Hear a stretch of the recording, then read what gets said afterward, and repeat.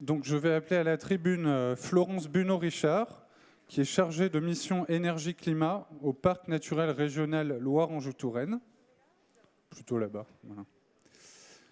Jérôme Capel, qui est responsable de l'innovation à la direction de l'innovation de Pas-de-Calais Habitat. Bienvenue. Jean-Luc Dupont, donc, qui est maire de Chinon et président du syndicat intercommunal d'énergie d'Indre-et-Loire, le CIEL. Louis-Henri, qui est architecte, chef de projet, écoquartier et écocité au sein de la Caisse des dépôts dans le département politique de la ville et du développement urbain. Et puis enfin Thibaut Oustry, qui est responsable du pôle sobriété énergétique à l'Agence de l'énergie de l'agglomération lyonnaise. Déjà, merci d'avoir accepté notre invitation. Donc, comme je le disais, le principe de la table ronde va être un peu le même que la précédente.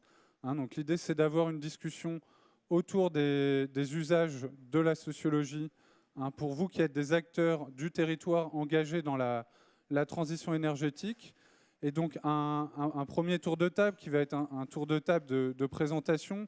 Et vous nous direz finalement en quoi la relation à l'usager impacte vos enjeux, votre action sur la transition énergétique. Puis ensuite, je vous demanderai de me donner peut-être un exemple d'études sociologiques avec lesquelles vous avez travaillé et qu'est-ce que ça a amené, qu'est-ce que ça a changé dans votre façon de travailler. Et puis enfin, on terminera, si on a le temps, par des réflexions autour de la relation qui se construit avec les sociologues dans un contexte de travail ou éventuellement des pistes de recherche que vous auriez à nous livrer. Et puis, quelques questions. Et à la fin de cette table ronde, la remise d'un prix à 2 chercheurs.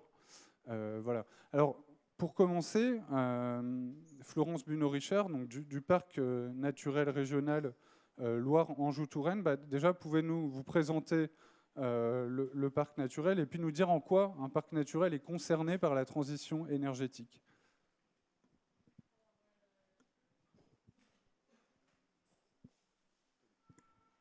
Bonjour.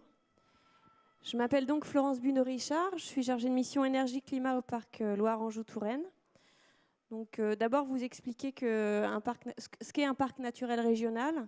C'est une collectivité qui, chez nous, rassemble 141 communes, les régions, les départements, dans un comité syndical. Et c'est un territoire qui est labellisé en raison de la qualité de son patrimoine notamment, et parce qu'il s'est construit autour d'un projet de développement durable.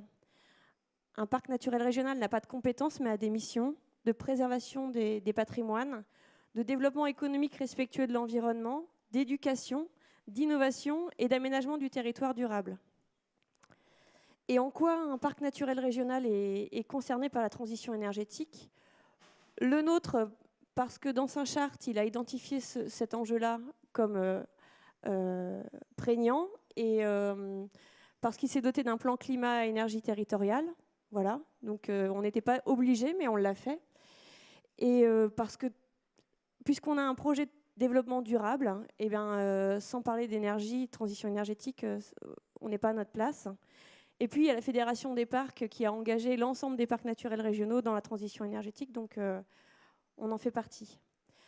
Mon métier, alors moi je suis physicienne, voilà, je suis ingénieure en physique.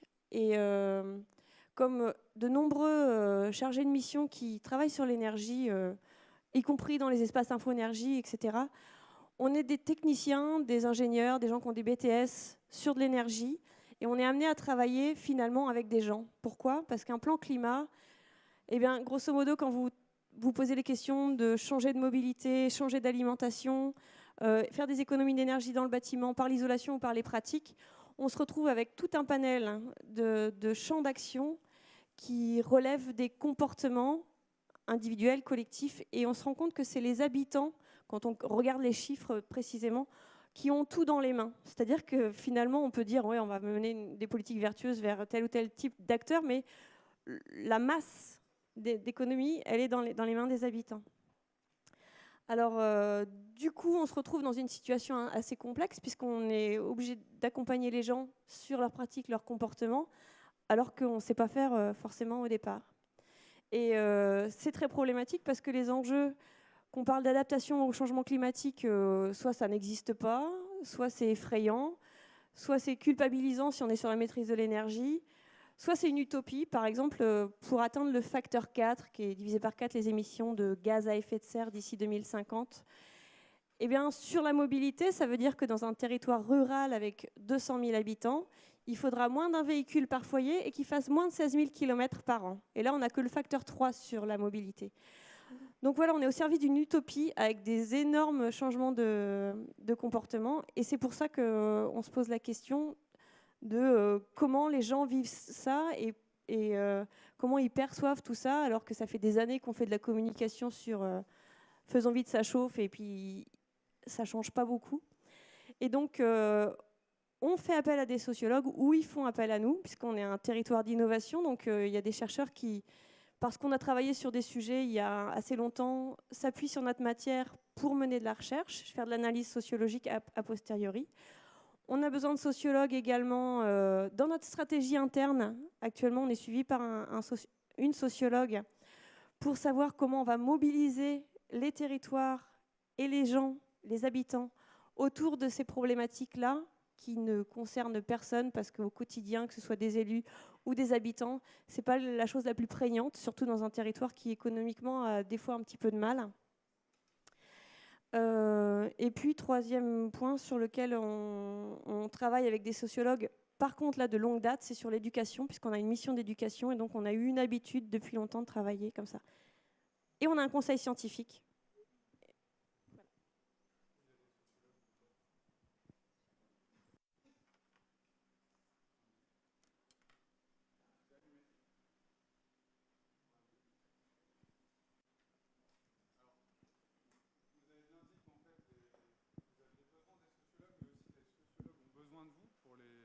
Les terrains d'enquête, les terrains de recherche. On reviendra là-dessus peut-être après. Jérôme Capel, vous faites partie d'une direction de l'innovation chez un bailleur social. C'est quelque chose d'assez original, il me semble. Est-ce que vous pouvez nous expliquer en quoi consiste et que fait une direction de l'innovation chez un bailleur social? Bonjour à tous. Oui, je vais essayer de vous expliquer pourquoi Pas-de-Calais Habitat, qui est le bailleur, l'office public du Pas-de-Calais.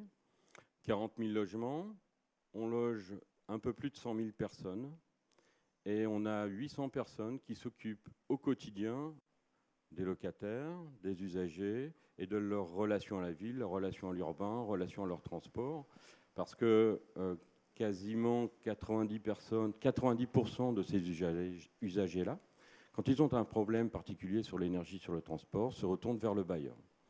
En 2009, il a été décidé par notre conseil d'administration et notre direction générale de mettre un groupe de recherche consolidé, qu'on a appelé une direction de l'innovation, où, pour reprendre le terme de ce matin, on a embarqué un certain nombre d'experts dans ce groupe de recherche-là, qui a pour objectif de déterminer en quoi les modifications de l'organisation, en quoi les connexions avec son environnement, l'environnement de Pas-de-Calais Habitat est important pour dire d'amener des nouveaux services à nos locataires, et comment on doit orienter le discours entre un gardien de proximité qui croise tous les jours son locataire, ses équipes, ses volontaires, pour l'amener dans une démarche de transition énergétique.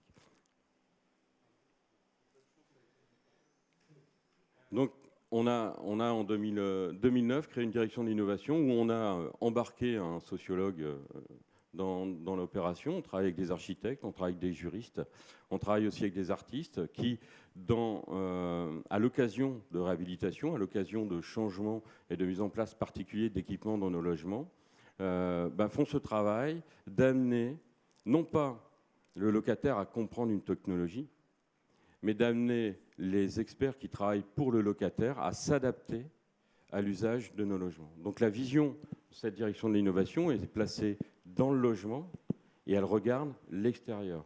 Et ce n'est pas l'extérieur qui regarde le logement et qui essaye de faire des tests de mise en place. Donc l'approche du locataire et l'approche de la mise en place de l'évolution des métiers du bailleur partent et fonctionnent toujours du locataire, de son constat, de ses envies, de ses moyens, d'une formation et un accompagnement vers ensuite la mise en place des nouvelles technologies d'information. Est-ce que vous diriez que la transition énergétique, c'est pour vous un sujet important? Et en quoi? Pour les locataires, c'est un sujet hyper important. La planète énergie, pour eux, est hyper complexe. Entre les concessionnaires, entre leurs habitudes de l'opérateur historique, entre les énergies renouvelables, les bonnes pratiques qu'ils ne peuvent pas toujours utiliser dans leur logement, parce qu'ils ne sont pas propriétaires, ils sont locataires d'un équipement. Des équipements qui sont forcément variés. Dans un même secteur, un même îlot, on peut avoir du logement collectif, du logement individuel chauffé collectivement, logement collectif chauffé individuellement. Donc forcément des repères et des bonnes pratiques et des usages qu'on ne peut pas généraliser. L'objectif de ces travaux d'innovation, appuyés par la sociologie, appuyés par l'ensemble des matières académiques, nous permet de trouver des systèmes à la fois généraux, c'est-à-dire adaptés à l'ensemble de l'organisation, et adaptables au contexte de chaque bâtiment pour faire en sorte que la bonne pratique et le bon usage soient portés par les locataires. Merci. Je passe la parole à Jean-Luc Dupont, donc, qui est maire de Chinon. Donc, c'est le deuxième régional de l'étape avec Florence Bunot-Richard. Peut-être, donc, vous êtes maire de Chinon, élu local, mais vous travaillez aussi, vous êtes président du syndicat d'énergie d'Indre-et-Loire. Est-ce que vous pourriez commencer par nous expliquer ce qu'est un syndicat d'énergie et qu'est-ce qu'il fait? Parce que ce n'est pas forcément très connu du grand public. Bonjour à toutes et à tous. Oui, je suis élu local, maire de Chinon depuis 2014. J'étais précédemment maire de l'île Bouchard, à côté. J'étais depuis 2001, donc ça fait un peu plus de 15 ans que je suis élu. Je préside le syndicat d'énergie depuis 2008 et je suis vice-président de la Fédération nationale des collectivités concédantes et régies. C'est l'ensemble de la fédération de tous les syndicats d'énergie de France, où je suis plus particulièrement en charge des territoires intelligents, des nouvelles technologies de l'énergie et des véhicules propres. Donc un champ qui, je crois, est en plein dans le sujet. Donc un syndicat d'énergie, qu'est-ce que c'est? C'est d'abord une autorité organisatrice de la distribution énergétique. Donc c'est le rôle qui est dévolu aux collectivités locales. Et évidemment, on était dans un modèle jusqu'à il y a quelques années monopolistique. Vous connaissez le système à la française qui est très particulier dans le monde de l'énergie européenne, puisque c'est un modèle à part. Et donc, ce qui fait qu'il y a un régulateur national qui est la Commission de régulation de l'énergie, et puis un régulateur local que sont les autorités organisatrices de la distribution, donc qui sont des syndicats départementaux regroupant l'ensemble des communes du périmètre. Alors pour l'Indre-et-Loire, nous avons 276 communes membres sur les 277. Seule la ville de Tours, pour l'instant, n'est pas membre. C'est un peu le poids de l'histoire, mais on travaille à la départementalisation parce que ça a du sens et les enjeux le méritent. Alors, cet AOD, on s'occupe avant tout historiquement. Le syndicat a été créé en 1937. C'était à l'époque un syndicat, ce qu'on appelait d'électrification rurale. C'était pour mailler le territoire, pour l'arrivée de la fée électricité dans les territoires. Évidemment, ça a fonctionné comme ça pendant les 30 Glorieuses. Et dans la fin des années 80, début des années 90, il y a eu une ouverture vers d'autres types d'énergie. On est devenu autorité organisatrice de la distribution gazière en 1998 et puis on s'est saisi d'autres compétences. Je pense à l'éclairage public en 2011, mais aussi avant le système d'information géographique depuis 2001 pour pouvoir permettre aux communes d'avoir accès à ces sujets. Alors, on a aussi eu à évoluer dans nos compétences liées à l'évolution réglementaire et administrative de notre territoire. L'ouverture des marchés à la concurrence sur l'énergie est venue impacter nos missions. Et si vous voulez, c'est là où on a vu la bascule entre un système qui faisait qu'on avait un grand service public à la française, avec depuis la production jusqu'à la fourniture un seul opérateur, et l'ouverture du marché, le fait qu'il soit scindé, a apporté beaucoup d'opacité pour l'usager utilisateur, puisqu'on ne sait plus bien entre RDF, EDF qui fait quoi, les fournisseurs alternatifs, et donc il y a eu les usagers se sont trouvés un peu perdus dans ce modèle qui a évolué. Donc on se retrouve à assurer des missions de service public auprès des usagers au travers des collectivités locales qui nous composent. Alors, 2 points importants complémentaires. Ces évolutions nous ont amenés à nous poser des questions sur le rôle, quel rôle de l'énergie aujourd'hui au XXIe siècle au service de la population. L'énergie, on peut la voir au raccourci du quotidien. La clim aujourd'hui, ce n'est pas le cas, mais pour le reste, c'est ce qu'elle apporte au quotidien, c'est l'eau potable, c'est les télécommunications, c'est la vie. Sans énergie, notamment l'électricité, et tout s'arrête autour de nous. Et donc ça veut dire que c'est devenu un élément prégnant. Et moi, je l'ai vu pour être élu depuis 3 mandats. Il y a une prise de conscience des élus locaux sur le rôle essentiel de l'énergie et l'apport à la population. Quand vous avez des gens qui arrivent chez vous aujourd'hui, ils ne vous demandent plus où est l'école, où est la boulangerie.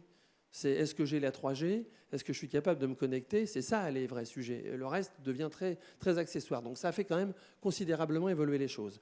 Dernier volet, c'est notre place dans les plans climat-énergie-territoire, le schéma régional de cohérence air et énergie, mais aussi la place des énergies renouvelables, et notamment la production locale d'énergie renouvelable.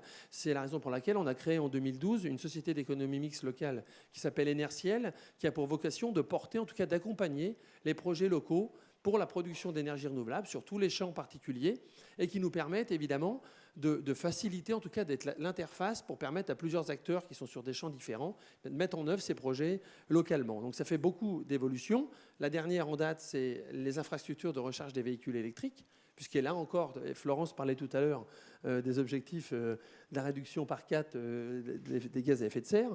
Eh bien, on est sur les infrastructures de recharge des véhicules électriques, département pilote, puisqu'on a été le premier à l'échelon français de déposer un dossier schéma directeur à l'échelle départementale pour déployer un peu plus de 500 bornes de charge à l'échelon local. Et puis, je reviendrai après, mais on parlera sur le deuxième sujet, sur les compteurs communicants. Oui, là aussi, la région de Tours est pilote. On a été pilote à l'échelon national. La région lyonnaise pour l'expérimentation urbaine, la région Tourangelle pour l'expérimentation rurale, 150 communes du département où 85 000 compteurs ont été déployés. Ça a été pour nous l'occasion de lancer une étude sociologique sur l'apport dans le lieu de vie et quelles sont les attentes de la population au regard de tels outils. On en parlera après. On parlera aussi, j'imagine, des compteurs avec Thibaut Oustry, mais je vais d'abord passer la parole à Louis-Henri, donc, qui est architecte et travaille à la Caisse des dépôts, donc, qui est une grande institution financière publique, mais qui travaille aussi sur la transition énergétique. Est-ce que vous pouvez nous en dire un peu plus? Alors, pour dire un mot de la Caisse des dépôts, c'est une institution financière à caractère spécial qui a deux grandes branches. Une branche qui gère l'épargne des Français, le livret A et toutes sortes d'autres livrets d'épargne et des systèmes de retraite. Et puis, de l'autre côté, un système qui fonctionne en fonds propres. Il y a aussi tout ce qui relève des consignations, mais qu'on n'abordera pas aujourd'hui. Je travaille, moi, dans la partie qui fonctionne en fonds propres pour les investissements. Le département politique de la ville et développement urbain, il exerce aussi un mandat pour le compte de l'État, qui est le mandat Écocité, qui est celui qui accompagne le développement de 19 écocités pour l'instant et presque une cinquantaine à partir de la rentrée prochaine. Qu'est-ce que c'est qu'une écocité? Une écocité, c'est une ville qui va s'accroître de plus de 50 000 habitants dans les 15 ans à venir. Donc ce sont des villes qui vont avoir une croissance forte, qui en tout cas pensent avoir ce développement. La Caisse des dépôts est en train de se réorganiser comme elle l'est en permanence, et ça a un intérêt pour vous, c'est que la question qui se pose est de savoir si un département politique de la ville et développement urbain se rattache à un département de transition écologique et énergétique ou à un département politique de la ville. C'est une question sémantique qui ne manque pas de sens. A priori, il va plutôt du côté de la transition énergétique et écologique. Dans les fonctions que nous avons pour le mandat Écocité, qui est un mandat assez exemplaire, les questions que nous devons nous poser sont celles de savoir comment produire, financer des actions qui soient à la fois pionnières, démonstratrices, innovantes, performantes, duplicables, exportables. En quoi la sociologie peut nous aider là-dedans? Elle peut nous aider à nous y repérer dans le circuit de décision qui amène à choisir des actions plutôt que d'autres, à assurer la cohérence des projets des uns par rapport aux autres.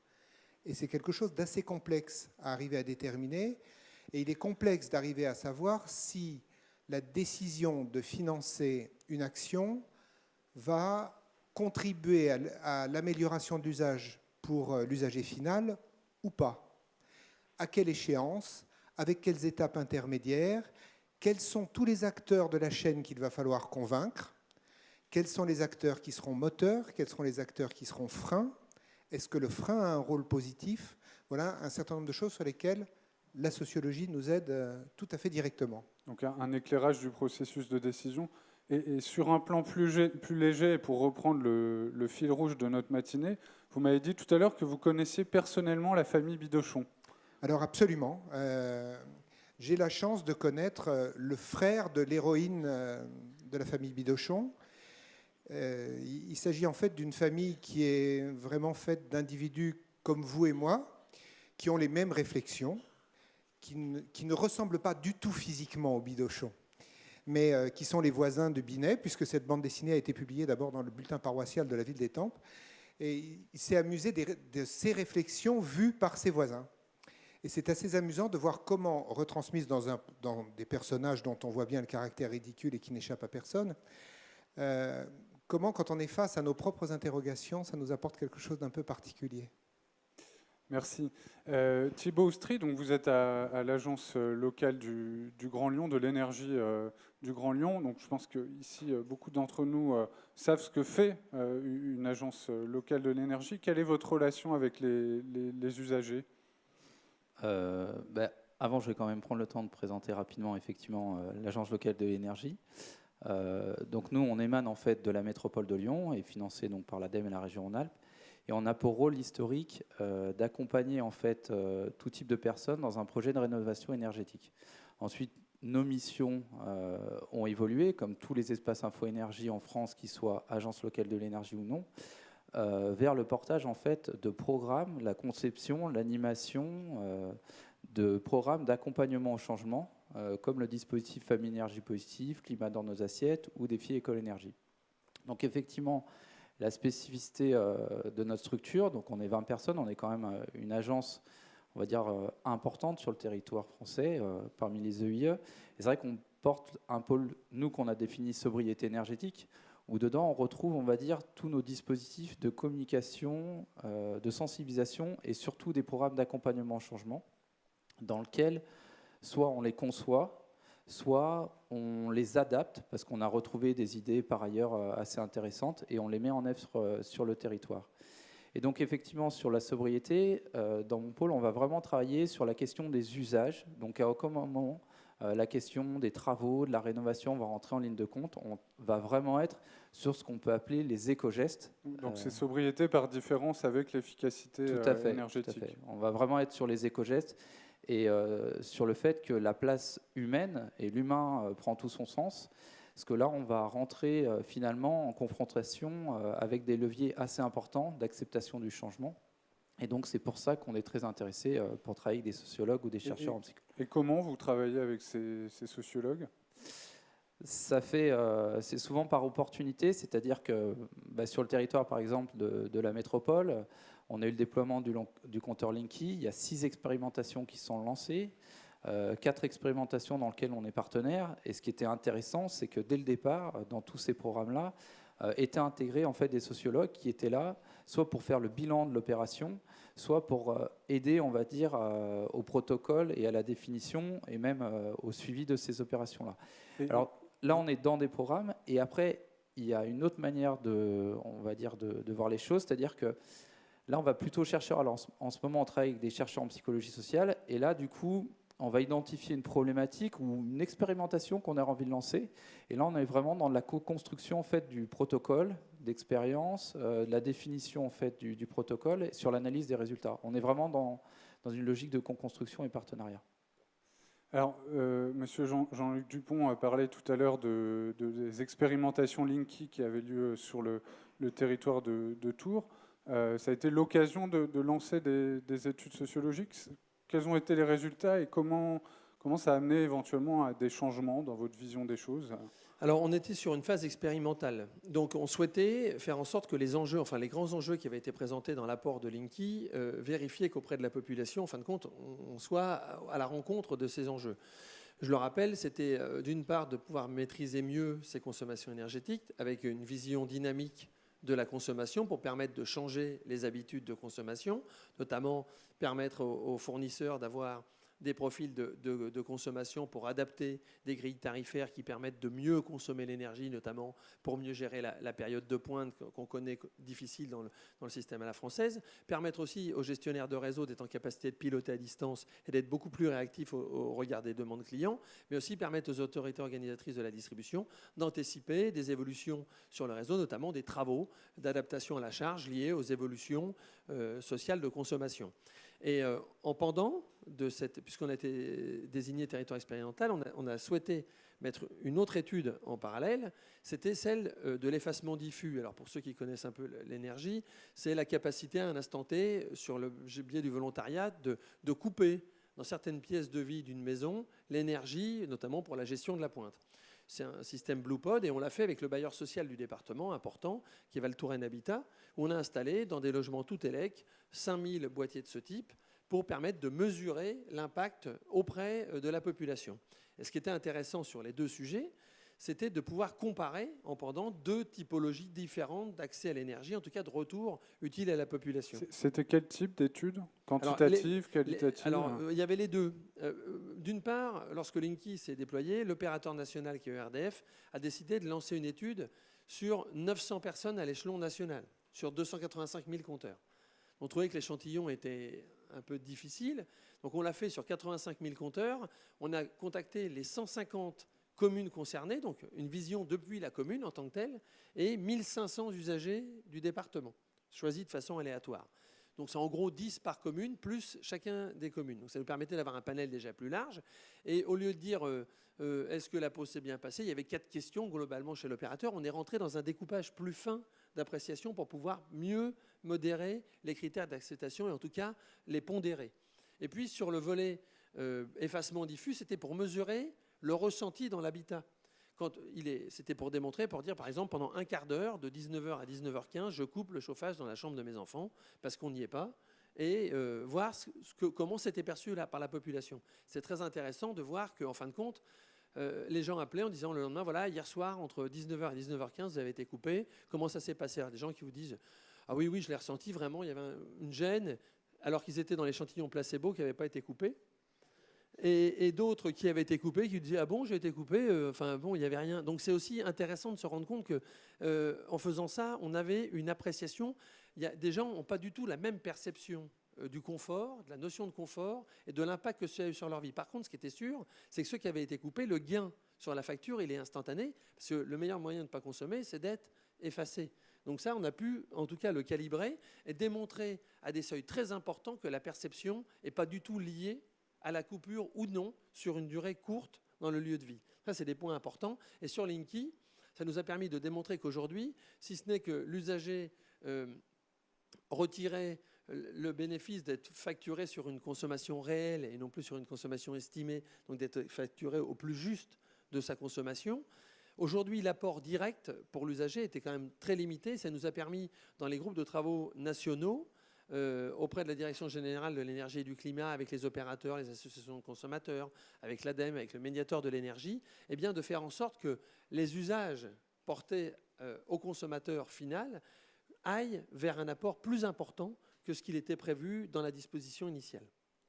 Donc on voit finalement que les résultats de ces études de terrain, de ces études quanti, vous ont permis de défendre des positions au niveau des groupes de travail qui en fait configure le programme de déploiement, c'est ça, des compteurs. On est d'ailleurs dans la première phase des 3 premiers millions de compteurs qui entrent en phase opérationnelle de déploiement. Et par exemple, l'idée qui était portée depuis toujours par la FNCCR, c'était de dire qu'il fallait en tout cas un outil d'information dynamique dans le lieu de vie. C'est le principe de l'afficheur déporté. On avait d'ailleurs travaillé avec le pôle S2E2, pôle universitaire de Tours, pour travailler un module qui pourrait être accordé à la prise TIC du compteur pour pouvoir savoir en quoi ça devait se traduire. Est-ce qu'on devait mettre la valeur en kVA, qui est complètement, à part si on a fait quelques études physiques, qui permet de convertir en euros, ou si on mettait une valeur argent pour pouvoir changer les habitudes.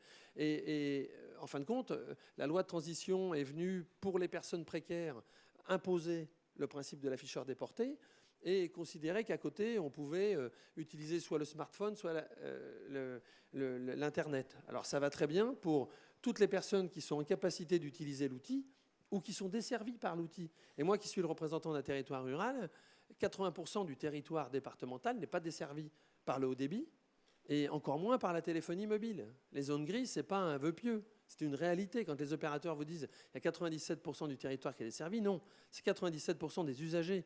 Mais c'est loin d'être 97% du territoire. Donc là encore, on s'est battu pour démontrer que la perception de l'usager, si on avait un système, un outil moderne qui, par biais, laissait un tiers de la population de côté parce qu'ils n'avaient pas accès à l'outil, ce n'était pas supportable. En tout cas, ça ne devait pas être financé dans le cadre d'une mission de service public.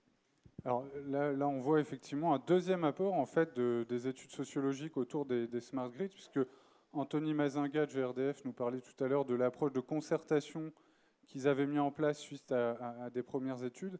Là, on voit que l'importance de l'afficheur déportés pour certaines catégories de ménages a pu aussi être mis en valeur. Du coup, je repasse peut-être la parole à Thibaut Oustry. Un tout petit point pour Je dire vous en que prie, ouais. GRDF s'est largement inspiré des lacunes de RDF. C'est-à-dire, comme ils ont lancé Gaspard après, le retour d'expérience de la première phase manquée leur a permis d'éviter les écueils de la première mise en œuvre. Alors justement, je pense que Thibaut Oustry aura peut-être des choses à dire là-dessus, puisque la région Rhône-Alpes était un territoire d'expérimentation autour de Watt et moi, donc de programmes de Linky, et je crois que vous avez suivi des études psychosociologiques sur cette expérimentation. Donc effectivement, comme je disais tout à l'heure, la métropole est un territoire d'expérimentation du déploiement du compteur Linky et bientôt du compteur Gaspard. Et la chance vraiment, en fait, comme je disais tout à l'heure, sur ces programmes qui sont lancés, c'est qu'à chaque fois, en fait, il y avait des analyses sociologiques qui ont été faites et qui, pour nous, sont très puissants en termes de représentation de l'énergie, en fait, des personnes qui ont bénéficié de ces compteurs.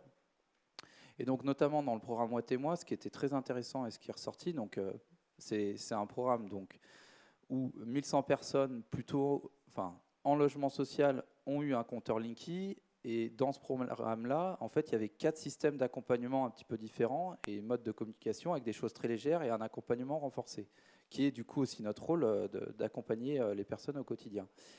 Et ce qui était intéressant et ce qui est ressorti, en fait, c'est la vision de l'énergie qu'avaient les gens, du coup, habitant en bailleur social, en logement social. Il y avait la question également de la représentation de l'énergie. Et il y avait surtout, et pour nous, c'est très fort, c'est la place, en fait, de l'éducation qui joue un très grand rôle, finalement, après, sur l'implication des usagers dans leur pratique énergétique.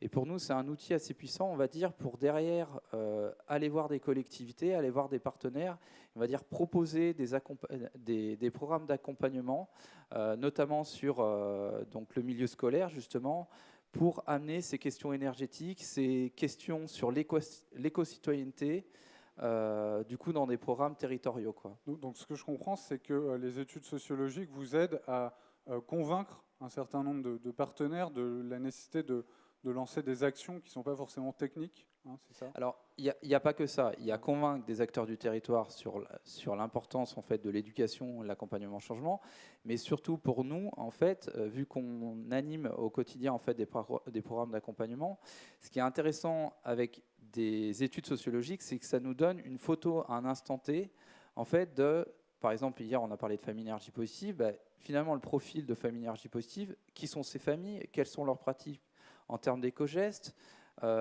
quelle analyse est faite de la communication sur ce programme-là.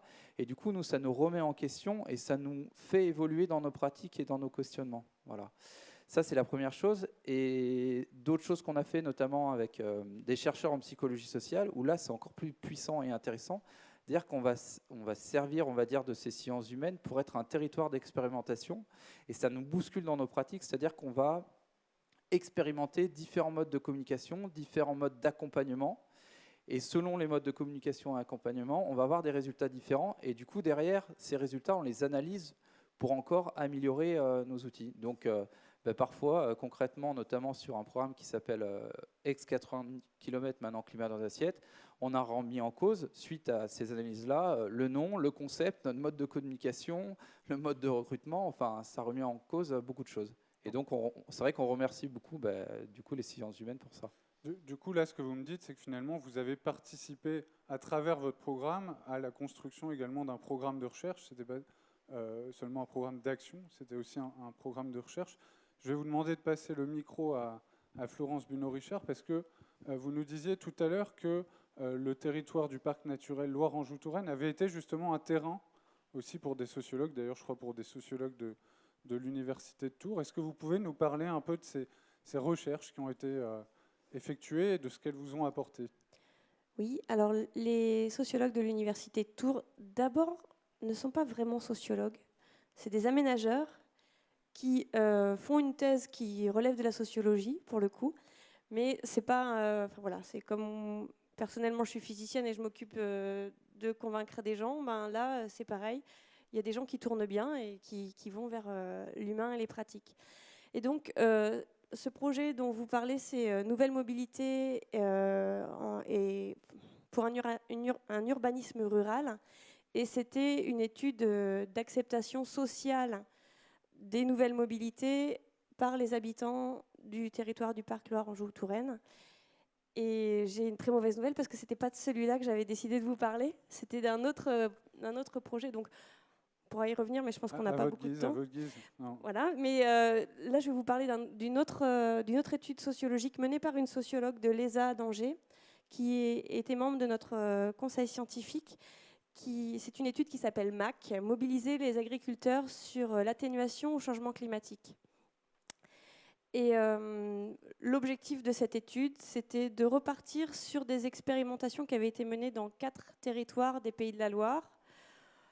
Notre territoire avait mené des diagnostics planètes, c'est-à-dire des diagnostics énergie-climat dans des exploitations agricoles. Et donc, il y avait plusieurs territoires avec plusieurs publics agriculteurs, avec plusieurs expérimentations menées par le passé. Et là, ils sont allés retourner voir les agriculteurs pour savoir qui était passé à l'acte, comment, sous quelles conditions. Et l'objectif de cette étude, c'était de prendre des territoires qui avaient des projets énergétiques. Nous, c'était un plan climat. La plupart, c'était des plans climat. D'autres, c'était des politiques énergétiques. Et de regarder en quelle mesure le plan climat avait un lien avec ces politiques d'agriculteurs, s'il y avait des programmes d'action qui faisaient que ça changeait les pratiques des agriculteurs, et si les agriculteurs se sentaient rattachés de près ou de loin par ces politiques énergie-climat. Et le résultat, c'est non. Voilà. Le premier résultat qui a été présenté dans le colloque de restitution au bout de 2 ans d'études, c'était la question énergie-climat du point de vue de l'atténuation n'existe pas chez les agriculteurs. Ils ont bien d'autres soucis. Ils l'assimilent à des questions environnementales plus globales. Alors, c'est déconcertant. Qu'est-ce que vous avez fait de ce attendez, parce que ce n'est pas fini, les conclusions. Ceux qui font bien le font pour d'autres motifs. Mais ça, en fait, avec l'expérience, on se rend compte aussi que dans les collectivités, dans les entreprises, ceux qui font bien le font pour d'autres motifs.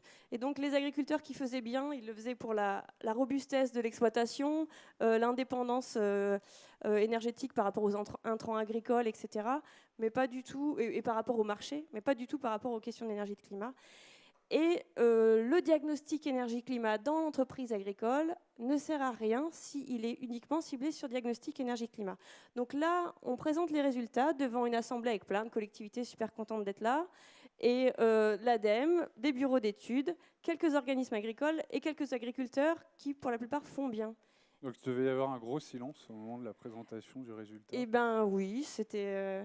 Et donc, moi, je prenais des notes en me disant, mon Dieu, mais toute la politique de l'ADEME, elle était positionnée sur les diagnostics. La seule chose que les territoires savent faire, c'est dire dans leur plan climat, on fera des diagnostics planètes, parce que comme ça sera bien, ou des diagnostics énergétiques, etc. Tout tombe à plat. Donc, on se dit, il va falloir inventer autre chose, mais à peine on sort du colloque, que moi, j'étais assez surprise, parce que... Moi, je m'étais pris une claque, personnellement. Mais en fait, les gens ne s'étaient pas pris une claque du tout. Ils étaient en train de négocier avec l'ADEME, les territoires, pour dire, bon, alors pour nos diagnostics, voilà, on en était là pour le budget, donc c'est bon, ça va pouvoir passer, on va y aller.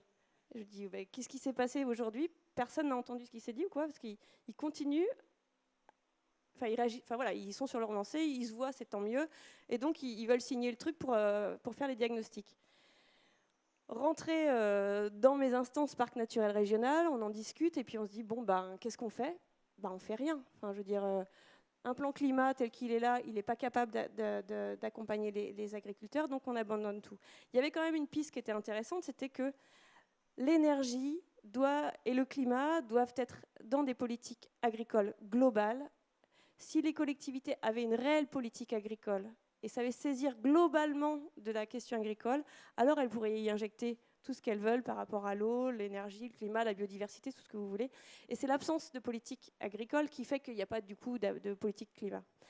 Donc ça vous a amené à ouvrir votre... au début, ça a amené à dire on ne fait rien parce qu'on ne sait pas faire. Parce que c'est ça le truc, c'est que tout le monde est sorti du colloque en restant sur ses acquis et en continuant sur la lancée parce qu'on n'avait pas de réponse sur qu'est-ce qu'il faut faire et on ne savait pas faire. Donc, voilà.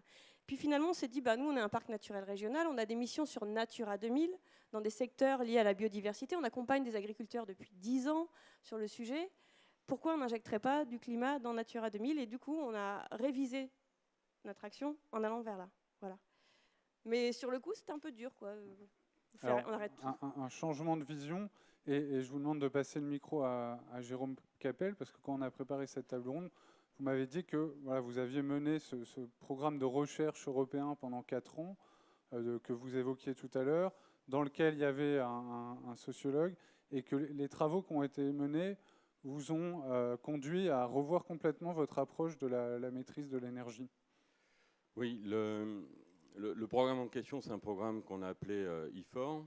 On avait comme volonté au départ de dire on va mettre de la nouvelle technologie, de l'innovation dans nos logements, c'est-à-dire un peu de smart green. On a mis des tablettes tactiles, on a voulu importer la nouvelle technologie chez nos locataires pour faire en sorte qu'ils aient une connaissance, une vision et une ouverture de mise en place. On a mis en termes de technique du Pareto dynamique sur les fenêtres, sur les façades. On a mis des systèmes passifs de ramener de l'énergie. Puis on s'est dit, mince, ça va être hyper compliqué. Donc il va falloir travailler un peu d'accompagnement. Pour la logique de performance technosociale dont parlait Philippe Malin tout à l'heure, au départ en tout cas. Au départ, c'était ça. Hein. Moi, je suis ingénieur de formation, donc forcément, la technique, c'est la solution à tout. Et donc, on a embarqué dans le sujet des sociologues. Vous pouvez le citer. Hein. Christophe Bellé, Romain, qui nous ont aidés là, qui nous aident encore pendant 4 ans dans l'opération.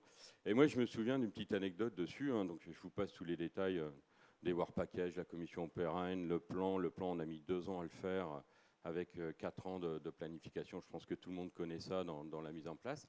Première réunion autour de table avec architectes, comme j'expliquais tout à l'heure, sociologues, élus, personnes de proximité chez nous qui ont une place assez forte. Et Christophe qui s'assoit au bout de table, on discute, on se présente, on fait un petit peu le tour de table. Et Christophe qui dit, de toute façon, l'urgence, c'est de rien faire. Bon, on a quand même 4 ans de contrat.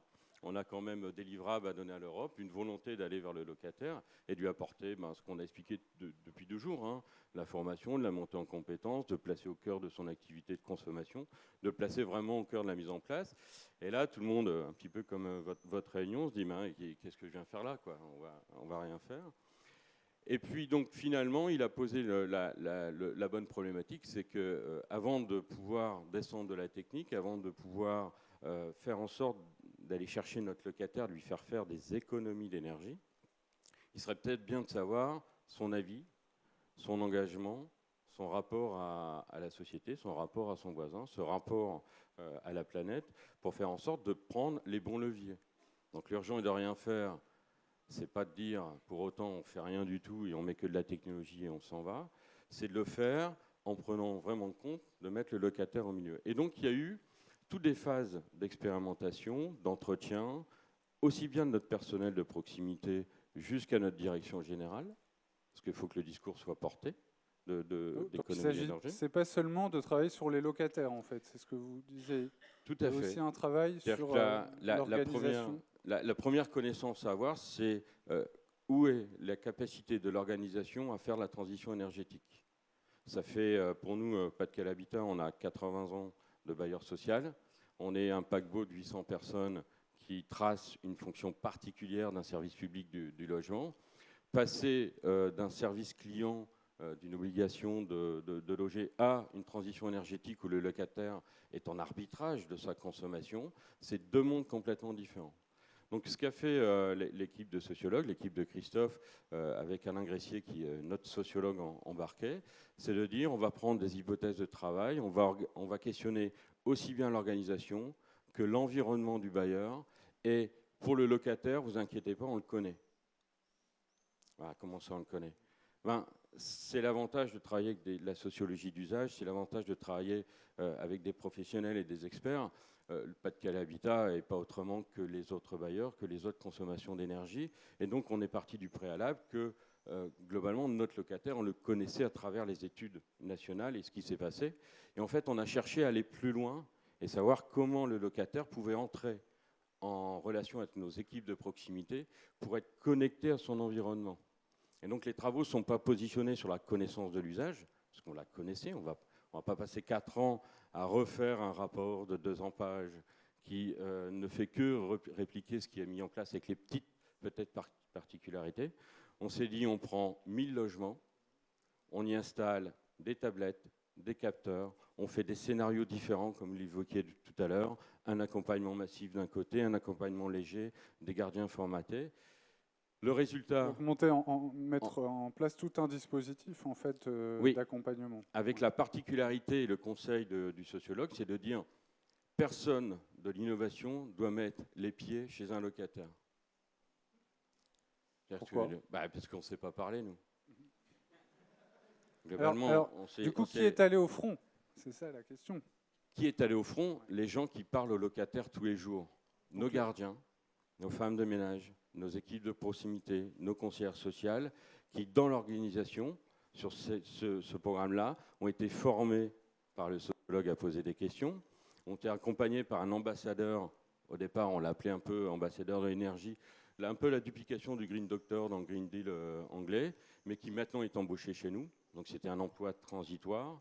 Parce que pour aller au résultat, et après on pourra en débattre, on a un plan de formation des gardiens sur l'accompagnement énergétique de nos locataires pour aller détecter la précarité, l'isolement et aller les mettre en contact avec une équipe spécifique chez nous qui va l'accompagner dans la mise en place. Donc on a un plan de formation. Actuellement, on a formé 50% de nos gardiens, donc un plan de formation. On a intégré 100% de la communication de nos locataires. Je reprenais sur votre exemple de zone grise. Nous, c'est pareil. Hein. Si on dit on met une tablette tactile et qu'il n'y a pas de 3G, il n'y a pas de box dans les logements ou il y a une box qui est fictive, on a tous les cas possibles. Il faut que 100% des locataires aient un suivi énergétique. Donc, on l'a intégré dans notre outil d'organisation d'obligation de service public, c'est-à-dire vérification du logement une fois par an, mise en place à chaque relevé, à chaque intervention technique, il y a relevé des compteurs, et il y a discours de nos équipes de multiservices. Et là, c'est l'interorganisation qui parle.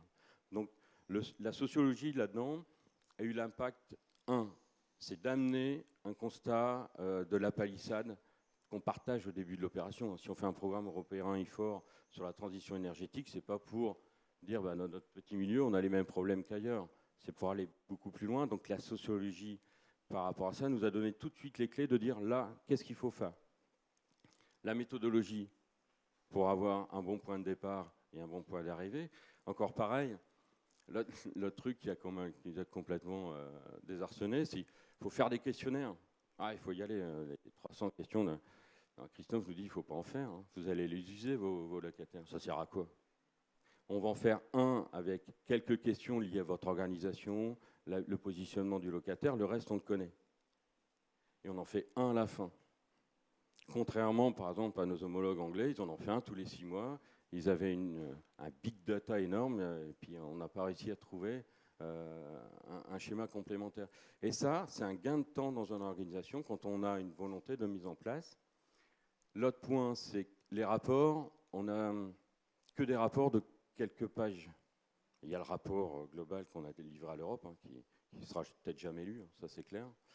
Mais il y a le rapport qui a été mis au comité de direction, au comité, aux actionnaires et au conseil d'administration. Et on n'a pas attendu la fin du programme pour commencer nos formations de gardiens. On n'a pas attendu la fin des résultats pour dire il faut que le métier du bailleur change vers des nouveaux services liés à l'énergie. Et pourquoi la direction générale, pourquoi nos administrateurs ont pu lancer les plans de formation, et donc de ce coup-là, l'anticipation de l'innovation dans le métier du bailleur, parce que les rapports étaient appuyés, étaient étayés, étaient validés par nos équipes de proximité. Okay. Voilà. Donc, merci beaucoup. Donc on voit les débouchés concrets de ce travail. Peut-être de donner la parole à Louis-Henri, et donc qui, en tant que chef de projet Écocité, est amené à être dans les débats autour des écoquartiers, et vous parliez d'un certain nombre d'études qui avaient beaucoup marqué ce milieu des producteurs de la ville. Alors, peut-être on pourrait prendre 2 échelles différentes. La première qui est celle vraiment de la transition énergétique au niveau basique. Nous pouvons accompagner des copropriétés qui visent à consommer moins d'énergie à terme. Les méthodes de la sociologie nous accompagnent. Première chose, quelle est l'attitude? Alors, l'attitude du circuit de décideurs, elle est de dire ce que nous souhaitons, c'est que les consommations soient moindres et que, accessoirement, les émissions de CO2 soient moindres, alors que de leur côté, les copropriétaires ont comme attitude déclarative le fait de dire nous voulons payer moins. La deuxième étape sur laquelle tout le monde se retrouve, c'est l'étape de motivation. motivation, nous allons faire réaliser un audit énergétique qui va nous permettre de connaître la situation et le coût des travaux à réaliser. Là, les acteurs, que ce soit le circuit de décideurs descendant des pouvoirs publics, aussi bien l'État que le commissariat général à l'investissement, que les collectivités locales, sont tout à fait convergents sur la décision de faire un audit. Et puis à la fin, on arrive à la décision, c'est-à-dire au comportement. Est-ce que je vais dépenser beaucoup d'argent pour diminuer ma consommation énergétique et avoir un temps de retour qui va être de l'ordre de peut-être 15 ans, peut-être 20 ans, c'est beaucoup, ou bien est-ce que je ne vais pas le faire? Et là, les comportements sont divergents, c'est-à-dire que l'habitant final ne voit pas forcément l'intérêt de dépenser autant pour un retour dont il n'aura pas le bénéfice dans sa durée de vie.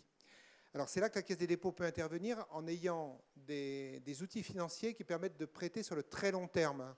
Ce sont des prêts d'intérêt général à des taux extrêmement faibles et sur une très longue durée, ou en apportant une subvention via le commissariat général à l'investissement. Ce qui permet dans ce cas-là de réaliser quand même l'opération malgré la réticence des habitants. Si on regarde à l'échelle qui lui est supérieure, l'échelle de l'écoquartier, dans un écoquartier, on va pouvoir se retrouver avec un présupposé qui est d'un côté, pour la collectivité locale, j'ai affaire à des candidats habitants qui ont des préoccupations plus marquées en matière d'environnement que la plupart des candidats. Et du côté du réel candidat qui vient habiter l'écoquartier, j'ai besoin d'un logement neuf et pas trop cher et disponible. Là, on voit bien qu'il y a un premier hiatus qui est très important. Et c'est bien dans l'attitude, c'est-à-dire que l'attitude supposée de l'habitant final n'est peut-être pas celle qu'il a réellement. Dans la motivation, on met à la disposition de l'habitant des outils, qu'ils soient technologiques ou qu'ils soient liés à la construction du bâtiment, qui lui permettent de... Mais l'habitant n'a rien demandé. Il n'a rien demandé du tout. Il est dans un logement dans lequel on lui donne un truc qui est plus compliqué que d'habitude, et en plus, parfois, on lui dit que ce logement a reçu un label. S'il a reçu un label, il doit en recevoir un bénéfice. Il ne voit pas forcément le bénéfice. Dans le comportement, ben là, il y a décollage complet entre les attentes et ce qui se passe réellement. Il va y avoir un petit groupe d'habitants qui va se dire oh ben, j'ai un bel outil, je vais voir tout ce que je peux faire avec cet outil. Et la plus grande partie des habitants qui ne va rien en faire du tout de cet outil, qui va se trouver comme une poule devant un couteau et qui va même trouver que ça lui apporte moins qu'un logement traditionnel, parce que c'est plus compliqué à utiliser, parce qu'il faut réfléchir, parce qu'il faut... Et puis, de nombreux malentendus apparaissent à ce moment-là. Dans les estimations qui sont réalisées, dans les études qui sont faites sur des projets réalisés, la caserne de Bonn, dont vous avez peut-être entendu, qui est un exemple d'écoquartier. Il y a beaucoup de sociologues ont travaillé sur ce... Beaucoup de sociologues et des plus réputés ont travaillé sur ce quartier. Dont l'un qui va recevoir un prix tout à l'heure, sans dévoiler trop de... Donc c'est une coïncidence si on l'a évoqué ensemble, mais c'est quand même un bon exemple, la caserne de Bonn. On s'aperçoit au moment de la réalisation que finalement la conception, le calcul qui a été fait au moment de la conception ne correspond pas à la réalité des consommations. Donc c'est qu'on a tout faux? Pas forcément. D'une expérience dont le résultat est celui qu'on attend, on n'apprend rien. D'une expérience dont le résultat est différent de celui qu'on attend, on apprend quelque chose, ou sur le comportement, ou sur le dispositif. Et là, ce qui se passe, c'est que des habitants dont on ne comprend absolument pas le comportement, puisque pour que les logements se refroidissent bien en été, il faut ouvrir les fenêtres sur 2 façades dans les bâtiments. Et quand on ouvre les fenêtres sur les 2 façades, ceux qui donnent sur une rue bruyante ne le font pas. Leur comportement est absurde. Ceux qui ont une fenêtre qui donne... C'est ironique. Hein. Je ne sais pas. Ceux qui ont des fenêtres qui donnent sur une étendue d'eau avec des moustiques ne le font pas non plus. C'est totalement incompréhensible comme comportement. Ils ne voient pas tout l'intérêt écologique qu'il peut y avoir à nourrir des anophèles femelles chez soi. Et puis aussi, il y en a qui pensent que les portes claquent quand on laisse les fenêtres ouvertes sur les 2 façades. Là encore, c'est quelque chose, c'est une habitude d'avoir des portes qui claquent chez soi. Et, enfin, il y a des métiers dans lesquels ça arrive souvent. Ce qu'on peut dire simplement, c'est que face à ces comportements, de petites corrections peuvent rendre le dispositif efficace. Et simplement, il faut accepter qu'il y ait une correction qui soit administrée on apporte une correction à un dispositif qui ne fonctionnait pas parfaitement au départ. Pas et ça aux va bien habitants, fonctionner. rassurez-moi. Voilà, non, pas directement, Alors, bien que ce soit toujours le problème des bailleurs. Comme le temps file, je vais vous demander de passer le micro à Thibaut. On va faire un mot de conclusion rapide de chacun. Vous avez dit que vous avez travaillé à plusieurs reprises avec des sociologues, des psychosociologues. Alors, je ne vous poserai pas la question piège, quelle est la différence? Parce que là, ça va nous emmener très loin, mais peut-être nous dire voilà, les apports et les limites de l'intervention de ces sociologues, psychosociologues dans les programmes expérimentaux. Ben, en tant qu'espace info-énergie, je pense, je vais parler plus largement pour un espace info-énergie tout confondu en France. Comme je disais, les apports, je pense qu'il y en a deux. Il y a avant tout de nous amener des connaissances plutôt macro, donc des études sociologiques sur, je sais pas, la perception du climat par les Français ou les pratiques d'éco-gestes pratiquées en ce moment en France. Donc ces études sociaux, on va dire plutôt macro, pour nous sont extrêmement intéressantes.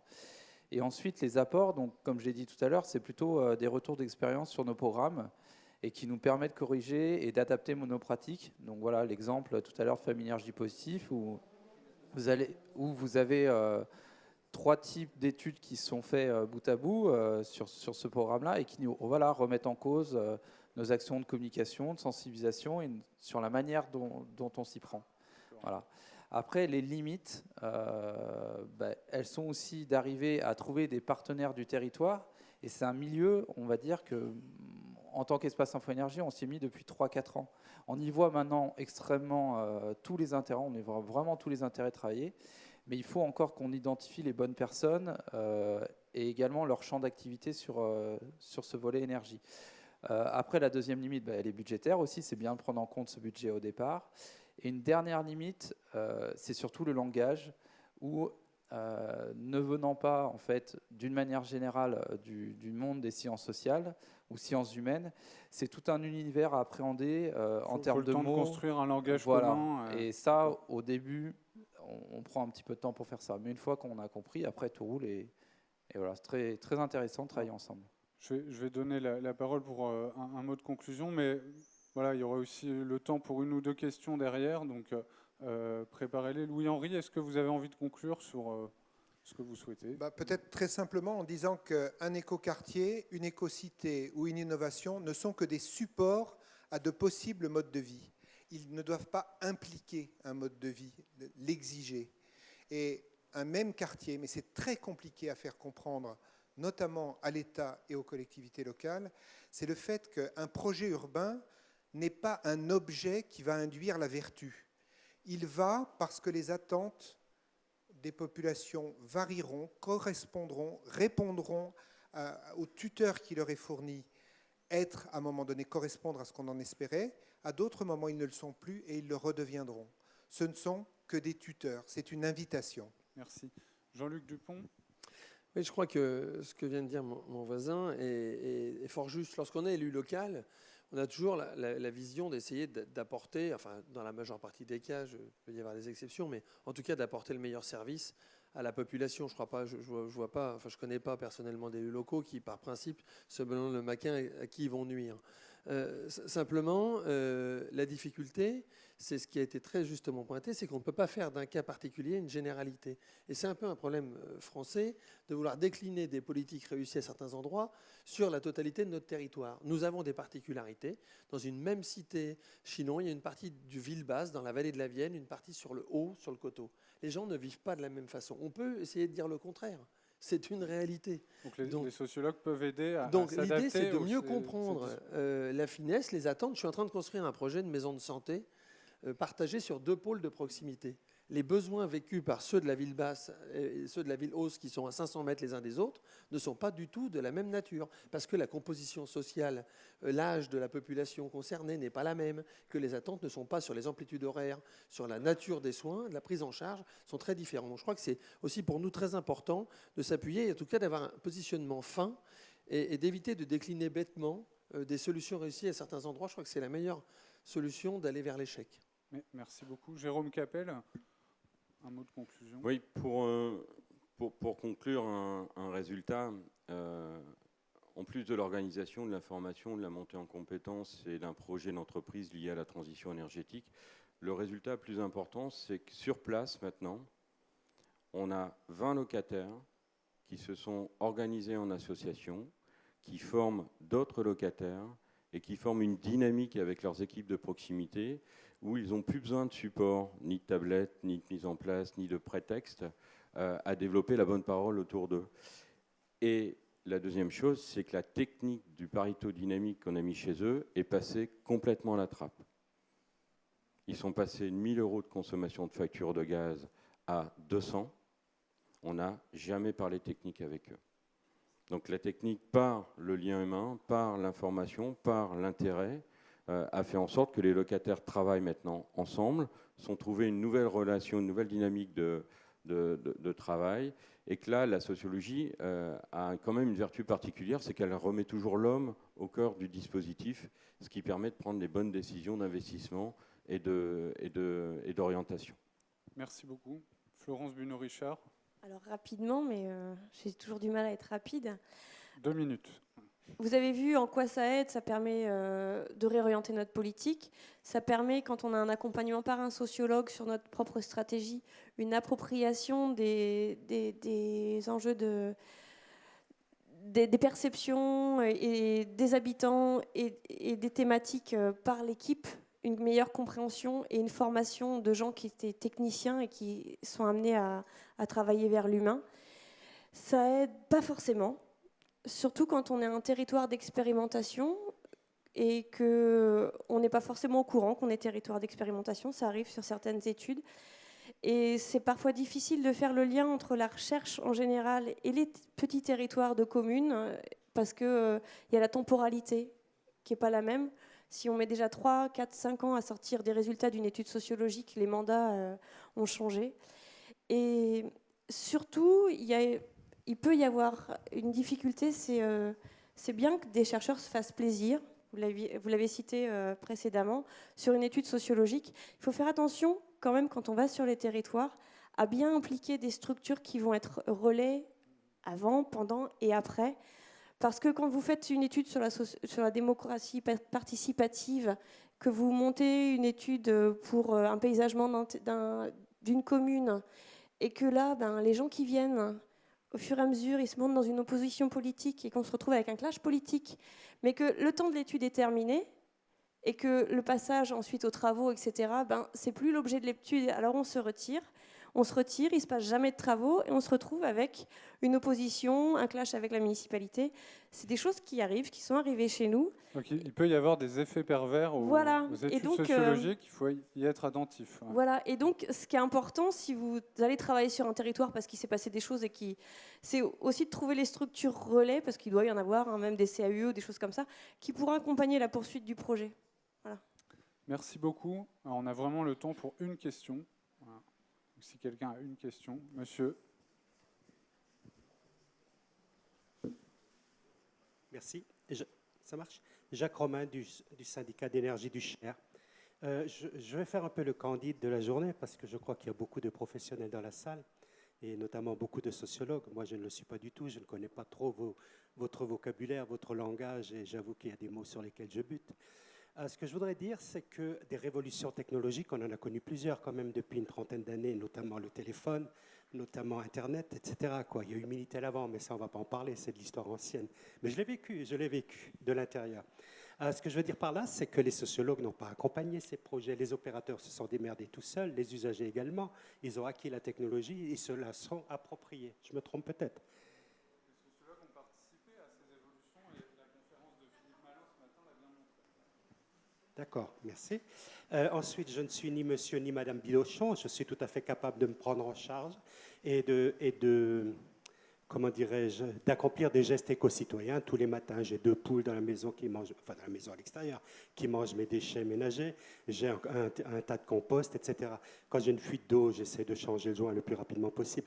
Ce que je veux dire par là, c'est que vraiment, hier soir, quand je suis parti d'ici, j'ai eu le sentiment que le sociologue dans l'accompagnement d'un maître d'ouvrage, c'était, excusez-moi du terme, c'était un peu un parasite qui essayait de se créer une nouvelle fonction. Et C'est peut-être de ma faute, hein, je me suis peut-être trompé d'atelier hier pendant la journée. En tout cas, aujourd'hui, je suis content d'avoir eu des réponses aussi bien de cette table ronde que de la précédente et d'avoir compris un peu l'enjeu qui est aujourd'hui important. Bon, on retiendra cette conclusion positive. Voilà. Merci aux intervenants de cette table ronde et bravo pour ces éclairages tout à fait intéressants. Voilà. Avant de passer la parole à Jean-Philippe qui va présenter les prix qui vont être remis, je voulais faire quelque chose, c'est-à-dire remercier en fait les partenaires qui nous ont accompagnés dans l'organisation de ces GIS. Hein. Certains sont à cette table ou étaient à la table ronde précédente. Donc que ce soit les partenaires locaux, hein, la région Centre-Val de Loire, la communauté d'agglomération Tours Plus, la ville de Tours, Envirobat Centre, le Ciel, je les cite, hein, l'agence d'urbanisme de Tours, des partenaires scientifiques, le CNRS, l'Association française de sociologie, l'Association internationale des sociologues de langue française, l'association de recherche académique en histoire sur l'énergie, qui va remettre le prix juste après, des partenaires institutionnels, le ministère de l'écologie, le PUCA, l'ADEME, les parcs naturels régionaux, l'USH, la Fédération des entreprises publiques locales, le plan bâtiment, la Caisse des dépôts, et puis évidemment des entreprises, Engie, GRDF, EDF, Smart Electric Lyon, Leroy Merlin, Saint-Gobain R&D et l'IFPEP. Donc vous voyez qu'on a été très très bien accompagnés. Donc évidemment, Marie-Christine Zellem disait que les sociologues étaient observateurs, mais aussi parfois pouvaient être complices des projets de tous ces acteurs. Ce que je voulais souligner, c'est qu'eux aussi, ils sont parfois complices de nos projets, hein, comme l'organisation des Journées internationales de sociologie de l'énergie.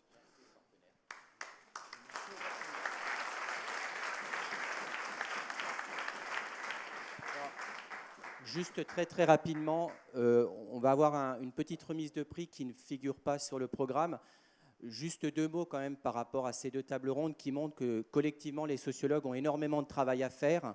Nous à Tours, on a un travail à faire encore plus particulier puisque, je me présente, je suis Jean-Philippe Fouquet, je ne suis absolument pas aménageur, je ne suis qu'un sociologue de l'Université de Tours. Donc ça veut dire quand même qu'en termes d'information, il va falloir qu'on continue à travailler auprès de tous ces partenaires avec lesquels il y a encore beaucoup à faire pour se faire identifier. Et je suis désolé, mais certains d'entre nous n'ont aucune compétence en aménagement.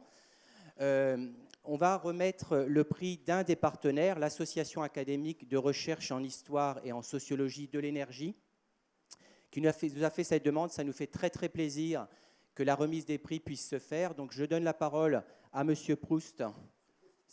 Oui, je sais qui est Monsieur Proust, mais je ne sais pas comment vous répartissez la parole. 10 minutes, un quart d'heure ou un peu plus. Et ensuite, on vous invite à venir prendre votre déjeuner au même endroit.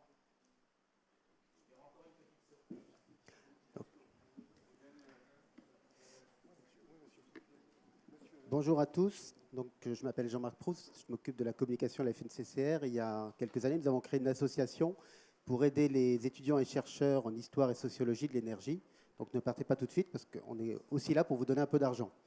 Donc, chaque année, on a un concours qui récompense 3 personnes dans 3 catégories différentes. Une thèse publiée dans l'année universitaire précédant la remise du prix, la publication d'un essai ou d'un ouvrage ou d'une expression artistique. Et le 3e prix, c'est une bourse doctorale destinée à accompagner un étudiant dans la fin de parcours de sa thèse. Donc, chaque prix est doté de 4 000 €. Notre idée, c'était qu'il y avait des prix qui récompensaient beaucoup les sciences économiques autour de l'énergie, mais il n'y avait rien pour les sciences humaines, d'où l'idée de créer ce prix de l'ARS. Donc vous trouverez à la sortie des détails si vous voulez participer à la prochaine édition, où vous pourrez postuler jusqu'en janvier prochain. Donc je passe la parole à Christophe Bounot, professeur d'histoire à Bordeaux et président de notre jury, avant d'appeler les 2 lauréats, donc Sophie Pellivagnan et Vincent Renaud, qui doivent être dans la salle pour recevoir leur prix. Alors très rapidement, c'est bien une association académique de recherche en histoire et sociologie. N'oublions pas ici, bien entendu, sociologie de l'énergie, qui est en fait destinée à l'ensemble des sciences humaines et sociales, sauf la focalisation sur l'économie.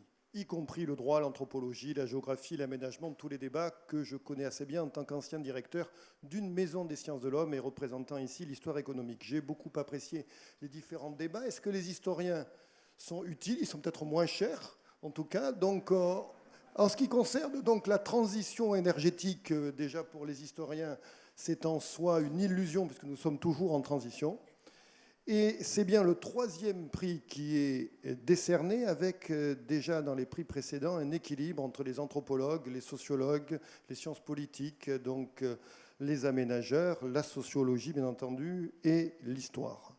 Le point commun entre les 2 prix, et je dois dire que j'ai beaucoup appris dans l'essai, dans la publication de Vincent Renaud, qui est à la fois donc ingénieur et urbaniste, tellement bien que j'en lis des extraits à mes étudiants, à ma famille, sur les imprévisions, sur les échecs. Et le point commun entre la trajectoire de l'énergie solaire, transition énergétique, et les imprévisions de la non-appropriation des usages dans les écoquartiers montre bien que les échecs, les impasses, les imprévisions, on en tire donc beaucoup de leçons et c'est absolument utile et décisif. Alors, les 2 lauréats, je présente rapidement avant qu'ils ne s'expriment et que la remise des prix.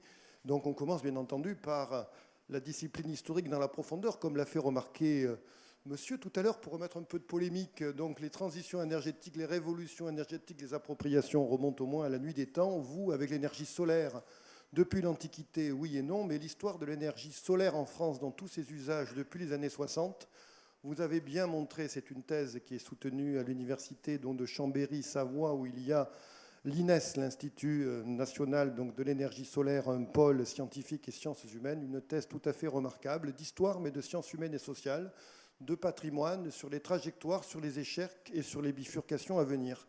Parce que peut-être que les historiens ne sont pas les plus mal placés pour faire, certes, la rétrospective, c'est facile, mais faire de la prospective à 20 ans ou 30 ans. On laisse la prospective à 1 an, 2 ans, 3 ans aux économistes pour qu'ils se trompent plusieurs fois. Donc, c'est en tout cas une thèse tout à fait remarquable et ce prix de l'Ars donc, reconnaît, c'est la première thèse, c'est la première synthèse vraiment interdisciplinaire.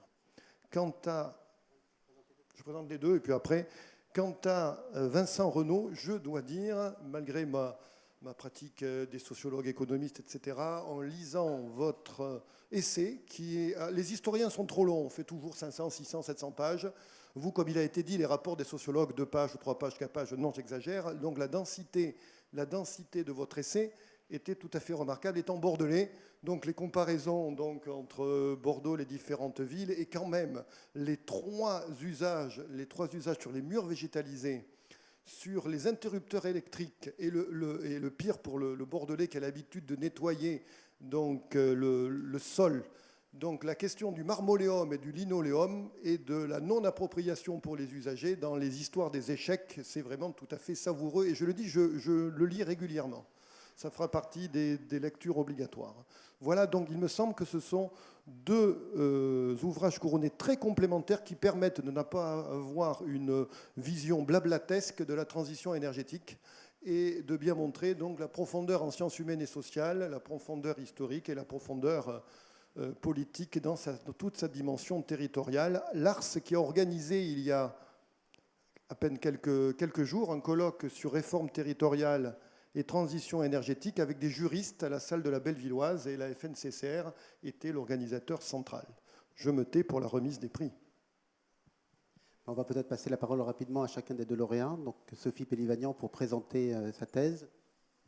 Je vous remercie. Merci Monsieur Bonneau pour cette présentation et votre soutien. Bonjour à tous. Messieurs les membres du jury du prix de l'Ars, je tiens à vous remercier chaleureusement pour votre décision de m'attribuer cette distinction. Alors c'est un grand honneur pour moi d'avoir été compensé par votre association, à la fois car cet argent va contribuer au financement de la publication de ma thèse qui est en cours de discussion chez un éditeur, mais également car il s'agit d'une reconnaissance de la part d'acteurs institutionnels du travail qui a occupé 5 années de recherche dispersée, hétérogène, que j'ai tenté de rendre cohérente dans ma thèse. Alors, je vais vous présenter cette thèse en 5 minutes. Donc mon sujet... 3 minutes. S'intitule « Histoire de l'énergie solaire en France », tout un programme. Donc, Son ambition était de constituer un grand défrichage d'une histoire de l'énergie solaire française encore peu connue, en se fixant pour cadre temporel la deuxième moitié du XXe siècle. Alors, au cours de cette période, l'énergie solaire a fait l'objet de découvertes, de redécouvertes. Son exploitation a donné lieu à quelques grands succès, mais aussi à beaucoup d'échecs et à des crises qui, rétrospectivement, laissent entrevoir une histoire mouvementée. De Félix Trombe au CNRS dans les années 1940, au grand four solaire d'Odeyo dans les années 60, des mouvements antinucléaires du début des années 70 jusqu'au commissariat à l'énergie solaire dans 1978, autant de bribes d'histoire qui constituent une grande histoire de l'énergie solaire. Alors, le fait qu'il n'existe quasiment aucune bibliographie sur le sujet de l'histoire de l'énergie solaire a été déterminant sur la démarche que j'ai adoptée. Plus qu'un inventaire des outils solaires, j'ai essayé d'identifier toutes ces histoires et d'inventer un patrimoine, une nouvelle voie de recherche qui ferait partie de la discipline plus large de l'histoire des énergies. Ainsi, dans cet objectif, merci. J'ai sillonné le pays pour retrouver des documents d'archives chez EDF, chez OCEA, à l'ADEME, à Saint-Gobain aussi, pour essayer de retrouver des sites qui avaient été oubliés dans les Pyrénées-Orientales, en Provence, en Corse. Ma démarche a été à la fois historienne, mais elle s'est également largement fondée sur des ressources de terrain, ce qui m'a permis de saisir des enjeux sociaux et culturels drainés par l'histoire de l'énergie solaire en France, en interrogeant des acteurs variés, militants écologistes, ingénieurs retraités, présidents d'associations de valorisation de patrimoine, etc. Donc c'est à partir de toute cette matière première que des fils se sont tissés, et malgré l'hétérogénéité des informations que j'avais récoltées, un liant m'a permis de constituer une histoire solaire française. Il s'agit du contexte culturel, scientifique, économique, politique et social dans lequel ont évolué tous les acteurs qui ont mis en œuvre cette histoire solaire. Donc ma thèse de doctorat, bien qu'apparentée à une étude d'histoire contemporaine, a fait appel à plusieurs champs disciplinaires, à la fois la sociologie, les sciences politiques, la littérature, l'histoire, l'archéologie industrielle. Et c'est précisément pour le caractère hybride de mon travail, qui ne s'inscrit pas dans un champ disciplinaire bien identifié, que je ne peux que me réjouir de recevoir la distinction que l'ARS me remet aujourd'hui, et qui constitue pour moi un véritable encouragement à poursuivre cette histoire de l'énergie solaire, qui doit être complétée, mais qui peine à trouver un cadre pour se développer du fait de sa singularité. Donc je réitère donc mes remerciements aux membres de l'ARS, et je remercie également les Journées internationales de sociologie de l'énergie pour ma présence aujourd'hui. Merci beaucoup.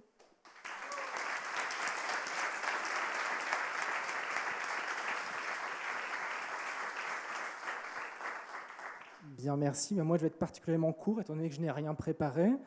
Donc, bien sûr, je remercie le jury.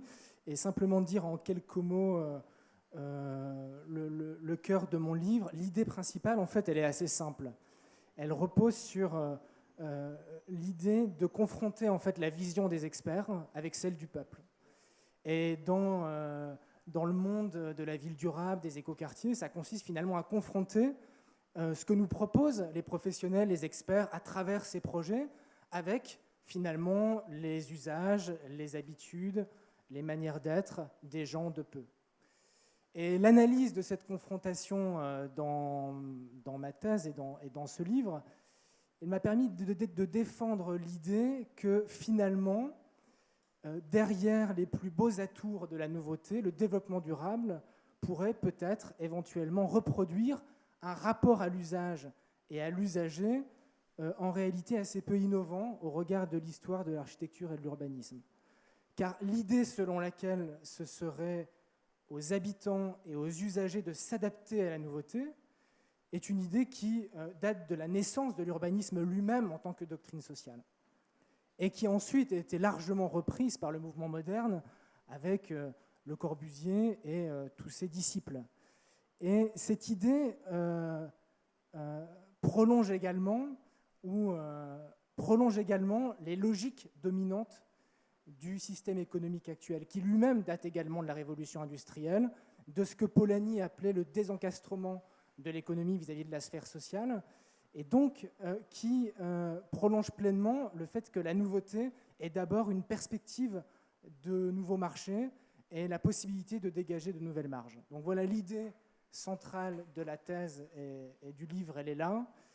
Et je remercie à nouveau le jury d'avoir récompensé ce travail qui est un essai, je le souligne, qui est à la marge du monde académique, donc, et qui ne demande qu'à être contrarié et critiqué pour enrichir le débat scientifique.